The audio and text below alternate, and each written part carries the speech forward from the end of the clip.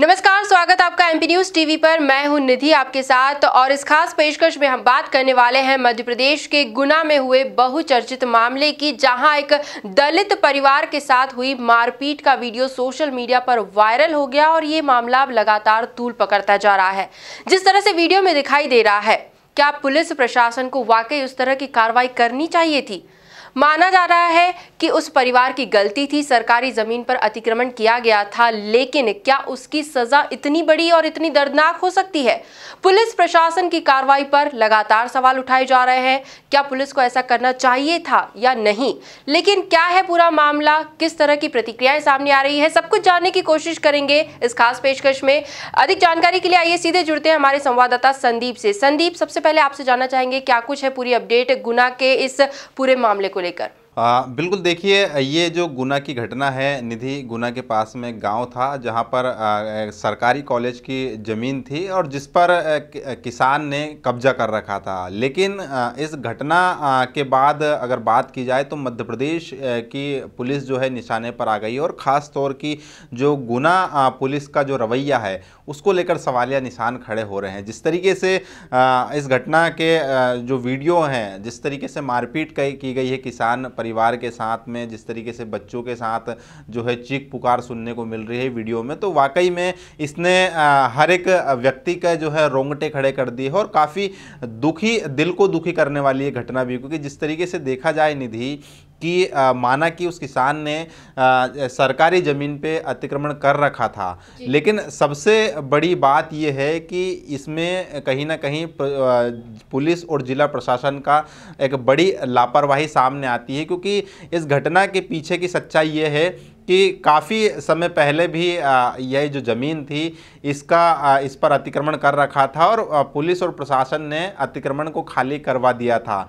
लेकिन उसके बाद भी यहाँ पर जो है निर्माण नहीं किया गया, कॉलेज का निर्माण नहीं किया गया और फिर किसान जो है इस पर वापस अतिक्रमण कर लेता है। तो कहीं ना कहीं बड़ी लापरवाही है यहाँ पर इस घटना को लेकर, क्योंकि अगर पहले आपने अतिक्रमण खाली करवा दिया था तो फिर वहाँ पर कोई पुख्ता इंतजाम क्यों नहीं किए गए कि ताकि कोई और दोबारा इस पर जो है अतिक्रमण ना कर पाए। ऐसे इंतजामात जो है पुलिस और प्रशासन को करना चाहिए, वो नहीं किया गया, वो एक बड़ी गलती है।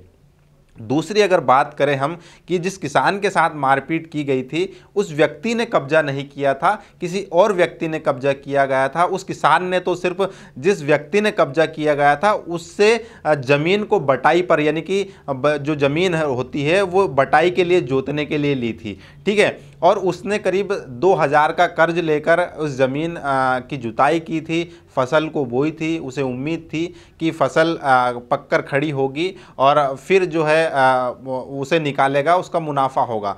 लेकिन ऐसा होता उससे पहले ही पुलिस प्रशासन की टीम वहां पर पहुंचती है और किसान को ज़मीन खाली करने के लिए कहती है। किसान बार बार ये गुहार लगाता है निधि कि वो अतिक्रमण छोड़ देगा, इस ज़मीन को छोड़ देगा, लेकिन उसकी जो फसल है उसे ना उजाड़ी जाए, उसे कुछ दिन की मोहल्लत दी जाए ताकि जो फसल उसने बोई है वो पक जाए, कट जाए, उसके बाद में वो ज़मीन छोड़ देगा। इतनी सी गुहार थी, लेकिन पुलिस और प्रशासन जो था अपने जो है अपने आदेश पर अड़ा हुआ था और उसने उस फसल पर यानी कि जेसीबी चलाना शुरू कर दिया और मारपीट शुरू कर दी किसान के साथ। और एक दलित समुदाय से वो किसान आता है और उसकी पत्नी के साथ भी मारपीट की गई है। और वहाँ पर जिस तरीके से वीडियो में दिख रहा है निधि कि महिला के कपड़े तक फाड़ दिए गए हैं, जिस तरीके से गुंडों को पुलिस पीटा करती है लात घूंसों से, डंडों से, उस तरीके से किसान को पीटा गया है। वहाँ पर बिल्कुल बर्बरता की वो सारी हदें पार कर दी,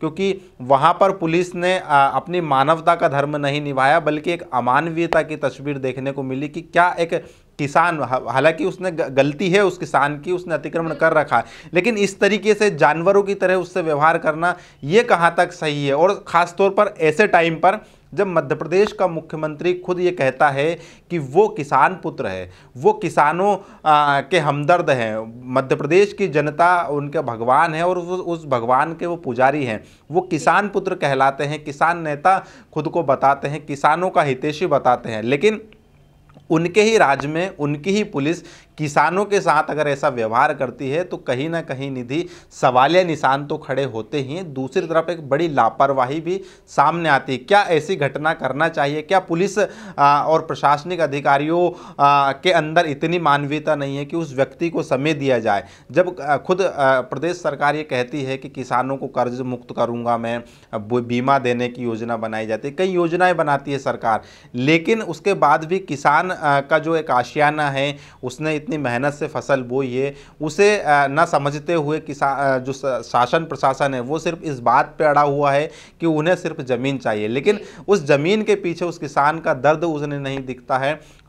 तो कहीं ना कहीं ये घटना अपने आप में निंदनीय है और सोशल मीडिया पर ही नहीं बल्कि पूरे देश भर में इस जो पूरी घटना है इसको लेकर न सिर्फ प्रदेश सरकार बल्कि पुलिस और प्रशासनिक जो अधिकारी है उनकी छवि को भी गहरा आघात लगा है। जी, तो कुल मिलाकर हम देख सकते हैं कि इस वीडियो में पुलिस का एक अमानवीय चेहरा जो है वो सामने आ रहा है और इसे लेकर अब पुलिस की काफी निंदा भी की जा रही है। दूसरी तरफ अगर नजर डालें तो इस मामले ने राजनीतिक हलचलें भी काफी पैदा की है। यहाँ तक कि कांग्रेस को एक मुद्दा जरूर मिल गया है क्योंकि मध्य प्रदेश में फिलहाल शिवराज सरकार है, भाजपा सत्तारूढ़ है। ऐसे में कांग्रेस को एक मौका मिला है और कांग्रेस पूरी तरह से इसे भुना रही है। राहुल गांधी ने अपने सोशल मीडिया अकाउंट पर, ट्विटर अकाउंट पर इसे शेयर किया है। पूर्व मुख्यमंत्री कमलनाथ भी इस मामले को लेकर लिख चुके हैं। कई सवाल उठाए जा रहे हैं। ऐसे में किस तरह से आरोप प्रत्यारोप का दौर चल रहा है और बीजेपी क्या कुछ सफाई दे रही है वो जानना चाहेंगे। बिल्कुल, देखिए निधि की जब भी कोई घटना होती है सियासत गरमाना कोई बड़ी बात नहीं है, आजकल आम बात हो गई, लेकिन मध्य प्रदेश जब उपचुनाव के मुहाने पर खड़ा हुआ है तो कहीं ना कहीं ये सियासत और गरमाना भी लाजमी है। और सबसे बड़ी बात यह है कि जब जिस किसान की पिटाई की गई है वो दलित हो तो ऐसे में कांग्रेस के लिए सोने पर सुहागा हो जाता है। तो लिहाजा मध्य प्रदेश में दलित विरोधी और किसान विरोधी की राजनीति शुरू हो गई है। कांग्रेस इस मुद्दे को भुनाने में जुट गई है।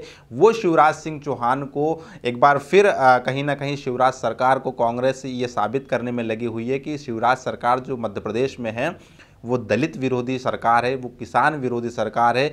मंदसौर गोलीकांड का भी हवाला दिया जा रहा है। लगातार तमाम कांग्रेस के नेता जो है आक्रामक रुख में नज़र आ रहे हैं। जिस दिन से ये घटना हुई है, जब से सोशल मीडिया पर पूरा मुद्दा ट्रेंड करने लगा है, ट्विटर पर अगर बात करें निधि तो ये कल ये पूरा मुद्दा जो था वो ट्रेंड कर रहा था, टॉप ट्रेंडिंग में शुमार था और एक ही ट्रेंड मार रहा था कि शिवराज सिंह चौहान इस्तीफा दो।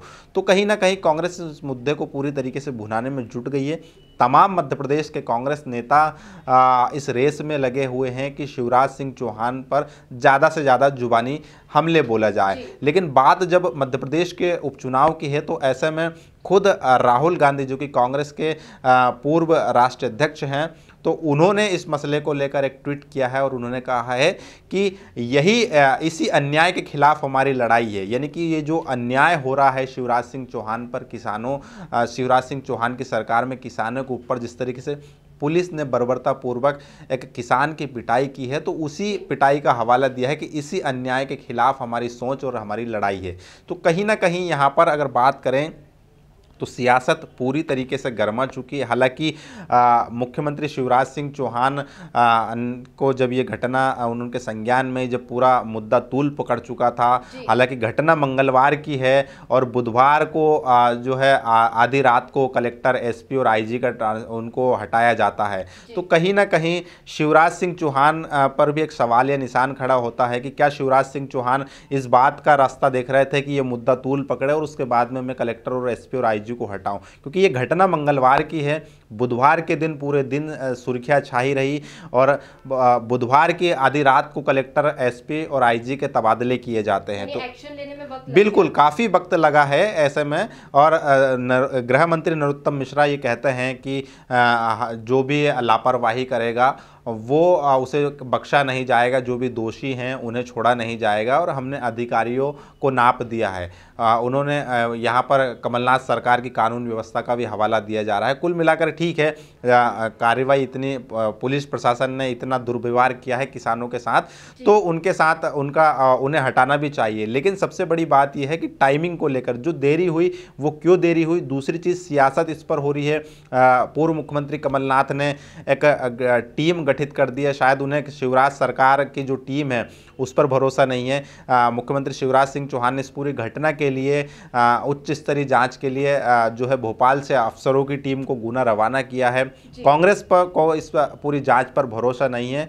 पीसीसी चीफ कमलनाथ ने खुद ने अपने नेताओं की एक टीम गठित कर दी है, जांच टीम उसको नाम दिया है। उसमें रामनिवास रावत है, जयवर्धन सिंह है, पूर्व गृह मंत्री बाला बच्चन है, फूल सिंह बरैया है, ऐसे तमाम नेता हैं जो करीब 7 से 8 जो नेता हैं उन्हें जांच टीम बनाकर कल गुना भेजा है। और वो जाएंगे वहां पर, जांच करेंगे, पूरी पड़ताल करेंगे और वो रिपोर्ट जो है उसे पूर्व मुख्यमंत्री कमलनाथ को सौंपी जाएगी। तो कुल मिलाकर हम कह सकते हैं कि कांग्रेस ने उपचुनाव में इस मुद्दे को भुनाने की पूरी तैयारी कर ली है। हालांकि शिवराज सरकार के जो सहकारिता मंत्री है अरविंद भदौरिया, उन्होंने इस घटना को एक साजिश बताया है। उन्होंने कहा है कि इस घटना के पीछे जो व्यक्ति है, यानी कि जो पर्दे के पीछे जो व्यक्ति है, उन्हें छोड़ा नहीं जाएगा, चाहे वो पाताल में भी क्यों ना छुपे हुए। तो कहीं ना कहीं यहाँ पर ये जताया जा रहा है कि अधिकारियों ने किसी राजनीतिक व्यक्ति के इशारे पर इस घटना को अंजाम दिया है। खैर सच्चाई क्या है ये तो जांच में सामने आएगी, लेकिन सियासत जो है निधि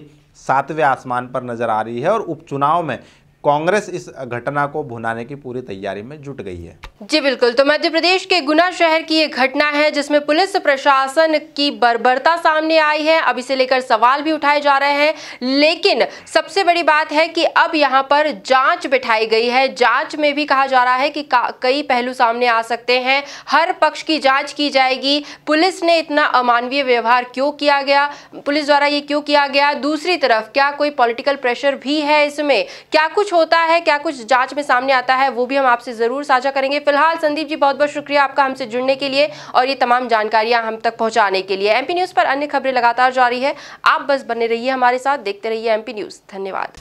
एमपी की नब्ज, एमपी का हाल, मध्य प्रदेश की हर खबर एमपी न्यूज टीवी के साथ। लगातार खबरों के लिए सब्सक्राइब करें हमारा YouTube channel MP news TV. Latest updates के लिए बेल आइकन दबाना जरा भी न भूलें।